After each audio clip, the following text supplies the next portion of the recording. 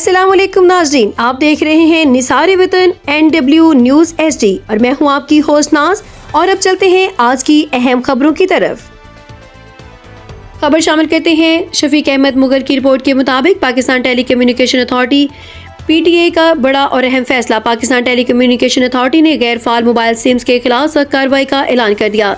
PTA के मुताबिक वो सिम्स जिन पर 180 दिन यानी 6 माह तक कॉल, मैसेज या इंटरनेट इस्तेमाल नहीं होगा, खुदकार तौर पर बंद कर दी जाएंगी। PTA का कहना है कि 180 दिन मुकम्मल होने के बाद बंद की गई सिम किसी भी दूसरे सार्फ को दोबारा फरोख्त की जा सकेगी। हुकाम के मुताबिक ये फैसला गैर जरूरी और गैर फाल सिम्स के खात्मे, सिक्योरिटी खदशात कम करने, मोबाइल नेटवर्क का इस्तेमाल के लिए किया गया है। PTA ने अवाम को हिदायत की है कि अगर आपकी सिम इस्तेमाल में नहीं है तो फौरी तौर पर कॉल या मैसेज या इंटरनेट इस्तेमाल करें ताकि सिम मुस्तकिल बंद होने से बच सके। वाज़ेह रहे कि ये इकदाम मुल्क भर में लागू होगा और ये तमाम मोबाइल नेटवर्क इस फैसले पर अमल दरामद के पाबंद होंगे।